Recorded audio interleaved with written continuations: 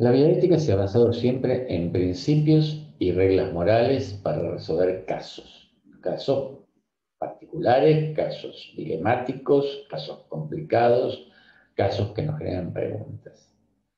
Los principios, los principios en sí son derivados de las teorías éticas más importantes. Cuando hablamos de principios nos estamos basando ideológicamente en estas corrientes éticas y estas teorías éticas que fuimos estudiando en las primeras clases y lo que hicimos bastante hincapié para que nos queden los conceptos fundamentales claros, ¿sí? Bien separados, bien comprendidos identitariamente, o sea, con sus identidades propias. Entonces, en 1979, Gauchan, utilitarista, y Children, deontologista, desarrollan el enfoque de los cuatro principios, ¿no? Dentro de lo que se va a llamar la teoría bioética principialista. Distinguen entre principios y reglas morales, cuya diferencia surge en el nivel de especificación que cada uno posee. Esto lo vamos a ver en el próximo cuadro. Las reglas morales guían y justifican las acciones y los casos particulares, de acciones en los casos particulares y los principios se mueven en un nivel de justificación un poco más general. Estos dos hombres, Deutschan y Children, son los que crean la teoría de los principios. Y bueno, la teoría de los principios dice, los principios justifican comportamientos generales, ¿sí? Las reglas son aplicación de los principios a situaciones particulares. Todos los deberes son a prima facie, ¿qué quiere decir? Que son deberes a primera vista, ¿no? Que son principios orientadores de la acción, ¿sí? Pero permiten excepciones justificadas. Los principios en sí, entonces tenemos que los principios, las reglas son la aplicación de los principios a situaciones particulares. Los principios no son absolutos, y pueden entrar en conflicto, o sea, no son absolutos sobre otros, hay principios absolutos totalmente, sino que los principios tienen estos deberes prima facie, son orientadores de la acción y permiten excepciones, por eso no son absolutos. Y cuando los principios entran en conflicto, esto que venimos explicando tanto en la primera y la segunda clase, de que entiendan bien qué eran los dilemas éticos, cuando dos principios o más entran en conflicto, se producen dilemas éticos y se deberá de seguir el peso el que más peso tenga de alguna manera en esas circunstancias que se presenta el dilema. No hay un orden jerárquico entre los principios. Esto debe quedar claro, no es que hay un principio más importante que el otro, sino que los principios, cuando hay una circunstancia particular, una circunstancia que se desarrolla en un momento específico, hay dos valores que pueden entrar en juego, ¿sí? Dos principios que pueden entrar colisionan entre sí. Pero ninguno de ellos va por encima del otro, sino que tenemos que justamente salir del dilema que presenta un binario, una cuestión de valores opuestos, pero del mismo valor,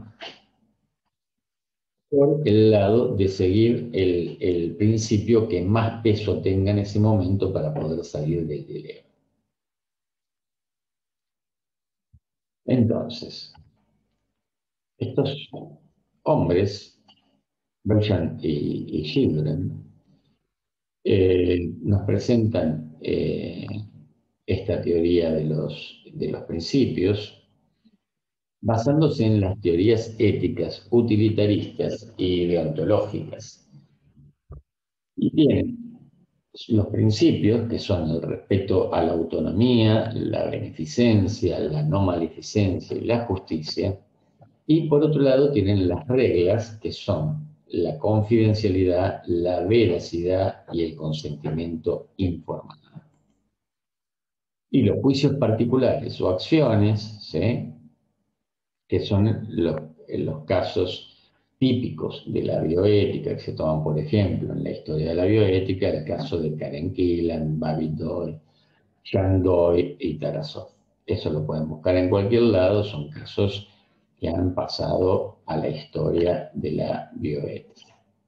Entonces, por un lado tenemos la bioética con sus principios, el principio de autonomía, el principio de beneficencia, el principio de no maleficencia y el principio de justicia. Tengan en cuenta que estos principios que nosotros estamos explicando van a tener una clase cada uno, o sea que en este momento lo vamos a explicar de una manera sencilla para que ustedes tengan el concepto de lo que es un principio, y luego, a medida que vayan pasando la clase, tendremos para cada uno de ellos una clase distinta para comprenderlos en profundidad. La autonomía. La autonomía personal es la extensión de la soberanía política del autogobierno personal. ¿Qué quiere decir? La soberanía política es tener un gobierno, digamos, autónomo, que no dependa de otros países o de otras jurisdicciones. Cuando yo hablo de soberanía política, quiero decir que tengo todo el poder de mi lado, ¿sí?, que no tengo que estar dependiendo de un otro. Y esto se traslada de alguna manera al autogobierno personal. Yo debo tener todo el poder y no debo ser influido por otros a la hora de tomar una decisión o de hacer respetar mis valores. O sea que sin interferencia de otros, es la autonomía y las limitaciones personales tales como la comprensión inadecuada que eviten elecciones significativas. ¿Qué quiere decir esto? Que para poder ser autónomo yo tengo que poder elegir entre, eh, entre opciones que tienen que estar bien comprendidas por mí para poder elegir cuál es la que a mí más me conviene. Porque si a mí no me dan la información veraz y no me dan las distintas opciones que yo tengo para elegir, no puedo ejercer mi autonomía, ¿sí? Estoy dependiendo de que la información la tiene otro y no la tengo yo.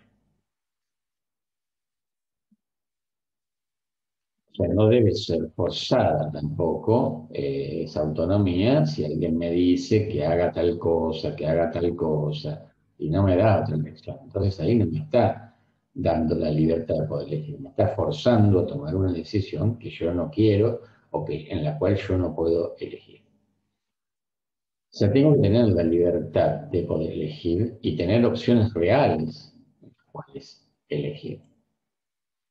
O sea, que la posesión de toda información relevante, lo que tenga que ver con consentimiento informado y rechazado, y el tema de la veracidad y la confidencialidad, ¿sí? Estas son cuestiones fundamentales dentro de lo que es el principio de autonomía.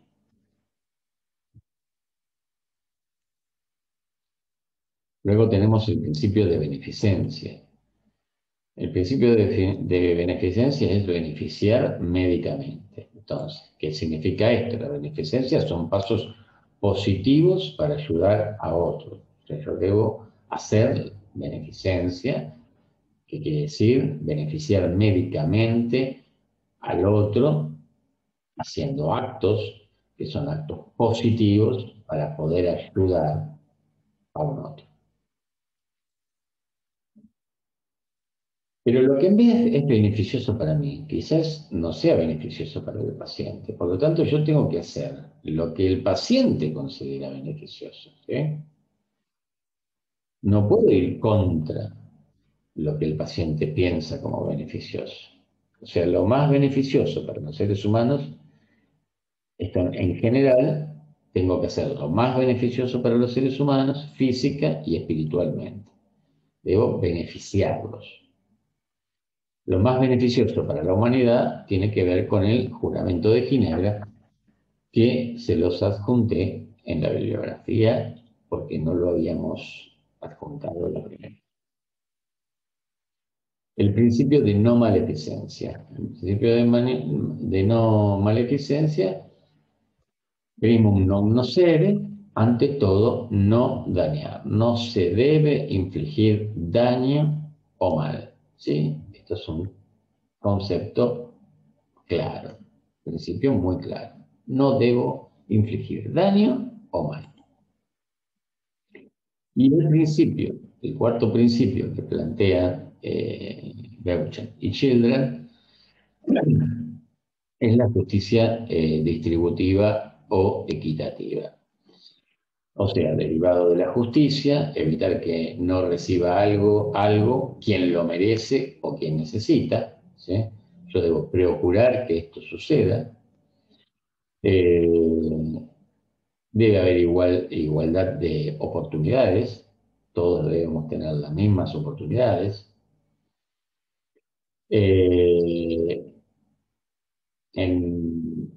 ¿Cuál es el impacto de la distribución de los recursos y esfuerzos? Sabemos que los recursos siempre son escasos en salud, pero bueno, debemos tener una cierta equidad distributiva en el impacto de los recursos y los esfuerzos que existen, vinculado a los derechos individuales. Hasta aquí tenemos la teoría de los principios de Beauchamp y Children, que se manejan estos cuatro principios, y lo fundamental es poder tener esta pequeña introducción a lo que es la teoría bioética de los principios, porque ahora vamos a pasar a la teoría bioética personalista.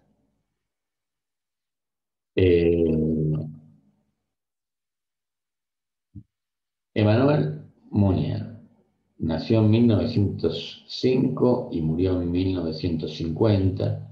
Vivió solo 45 años, tuvo una vida bastante intensa, sobre todo en la escritura. Fue una persona eh, que fundó una revista llamada Spirit.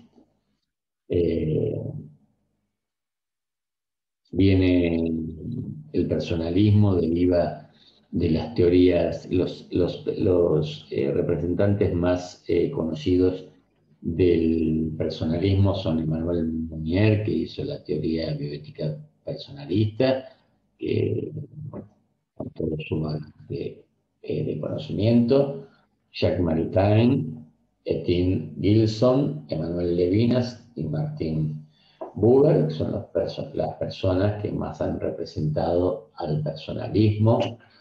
El personalismo tiene arraigos en los neotomistas, o sea, la filosofía de Santo Tomé de Aquino en relación a la doctrina cristiana, tiene una gran impregnancia en todo lo que es cristianismo. Parte de la filosofía personalista de Manuel Mounier adopta una posición de razonamiento en relación a esta doctrina, pero adopta una posición de razonamiento en el personalismo sin confrontar con la fe cristiana. Se trata de mantener como que en un equilibrio todo lo que tiene que ver con este desarrollo del personalismo. Utiliza la estructura de principios y reglas, pero las mismas son complementarias, ¿sí? O sea, los principios, el principialismo plantea principios no absolutos, la estructura de principios y reglas en el utilitarismo son complementarias. Entonces, la teoría personalista o todo lo que es el personalismo, nace en Europa entre el 18 y 1939. Ustedes se ubican, la salida de la Primera Guerra Mundial y la entrada en la Segunda Guerra Mundial tuvo un gran impacto la teoría personalista,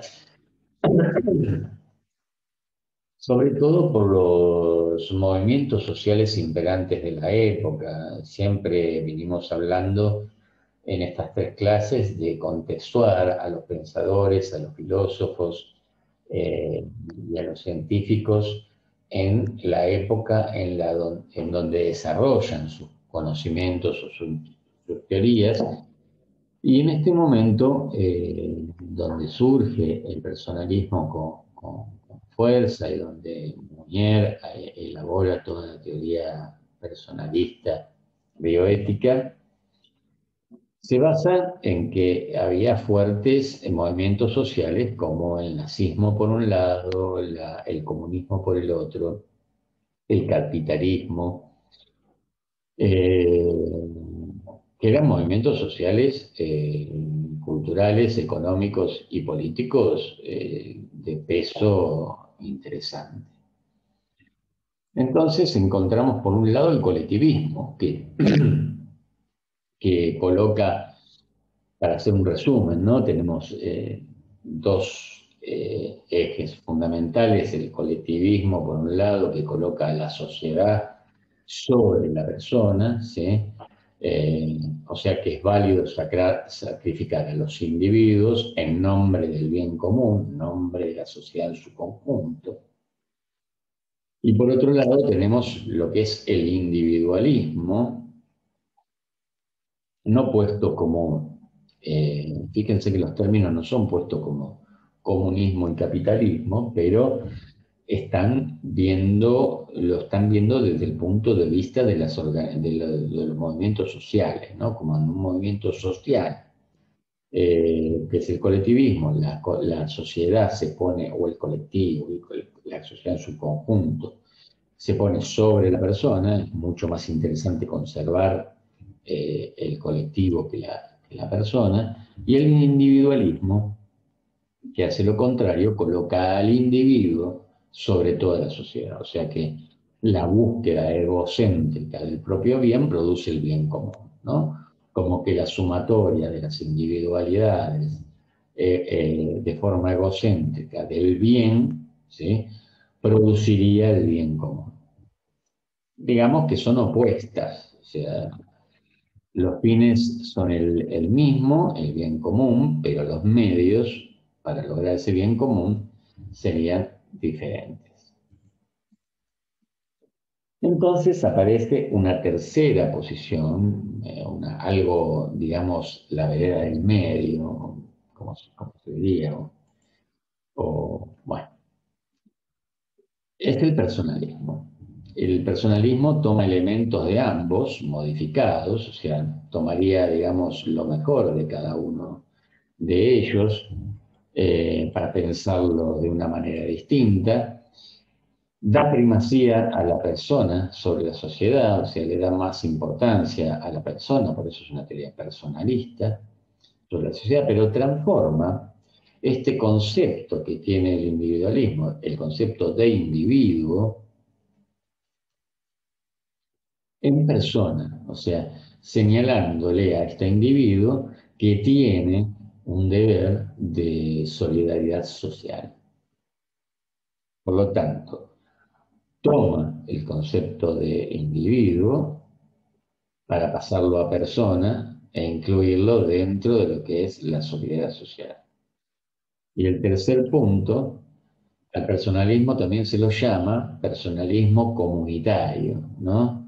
Establecido como un equilibrio entre persona y sociedad, ¿no? Esto de no es ni colectivismo ni individualismo, es un personalismo comunitario, tiene algo de lo que plantea el individuo, transforma al individuo en persona, porque le da una responsabilidad social, y a la vez tiene todo esto del orden del comunitario, porque lo específicamente interesante del personalismo es también el bien de toda la sociedad, ¿sí? No el bien solamente del individuo. Las fuentes filosóficas del personalismo son Kant, el tomismo, Kierkegaard, el existencialismo y la fenomenología. No nos vamos a meter con todas estas cuestiones del existencialismo, la fenomenología y Kierkegaard, porque la verdad que ya bastante han tenido con el tema de los filósofos y las corrientes éticas, y no estamos en una clase de filosofía, sino que estamos en una clase de bioética. Entonces decimos que el personalismo ha tenido esa impregnancia tan importante en esas décadas, de tal magnitud teórica que también influyó mucho en lo que es la Declaración de los Derechos Humanos de la ONU, ¿sí? De 1948. También tuvo influencia este pensamiento en la Constitución de la República Italiana del 47, en la Constitución de la República Federal Alemana en 1949 y el Reino de España en 1978. O sea, digamos que ha tenido impregnancia esta teoría personalista. El fundador de esta corriente de pensamiento, Manuel Monnier, vive 45 años, de 1905 a 1950. Teoría bioética personalista. Vamos con sus principios. El principio de defensa de la vida. Primer principio de la bioética personalista. El segundo principio que tiene es el principio de la totalidad. El tercero es el principio de la libertad y de la responsabilidad. Y el cuarto es el principio de la sociabilidad y la subsidiariedad. ¿Sí? Principio de la vida física, su primer principio. ¿Qué nos dice este principio? Nos habla de la vida física y corpórea, que es el valor fundamental de la persona. Vida física y corpórea, ¿sí? Es el valor fundamental de la persona, ya que ésta es incapaz de vivir si no posee un cuerpo.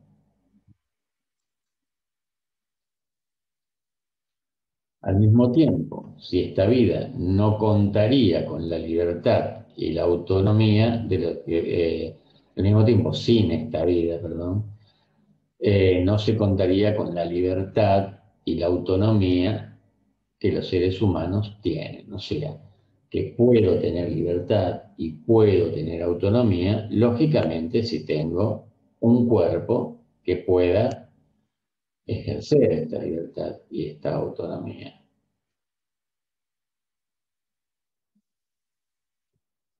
Principio de la totalidad. El humano, con su cuerpo, es una totalidad, que no se puede dividir o fraccionarse. Sin embargo, mediante el principio terapéutico, es permitido intervenir en una fracción de ese cuerpo totalitario cuando es incapaz de sanarlo en su totalidad, ¿sí? Pero tiene condiciones. Y las condiciones son el consentimiento informado, se le debe informar al paciente qué es lo que va a pasar con él en cualquier tipo de decisión que uno tome, informarle la esperanza de éxito que hay de esa intervención que se va a hacer, ¿sí? Y imposibilidad de sanar sin esa intervención, ¿no? O sea, mire, si esta intervención no la realizamos, usted no va a poder sanar su cuerpo. Ahora, si la hacemos, tenemos esta posibilidad de tener éxito y puede pasar esta otra cosa, ¿sí? Por lo tanto, el paciente enterado me va a decir si está conforme o no está conforme, ¿sí? Con lo que yo le informo verazmente. Principio de libertad y responsabilidad. Dentro de lo que es el principio de libertad y responsabilidad, podemos decir que la libertad no es un fin en sí mismo para las teorías principalistas. Es un objetivo en la libertad que es conseguir el bienestar, ¿sí? La responsabilidad de ese bienestar es para sí y para los otros. Por eso la primera En la introducción hablábamos de esto, de la importancia de la persona, pero con sentido de solidaridad para su comunidad, ¿sí? La responsabilidad de ese bienestar es para sí y para los otros. O sea, el objetivo en la libertad no es conseguir el bienestar propio, ¿sí?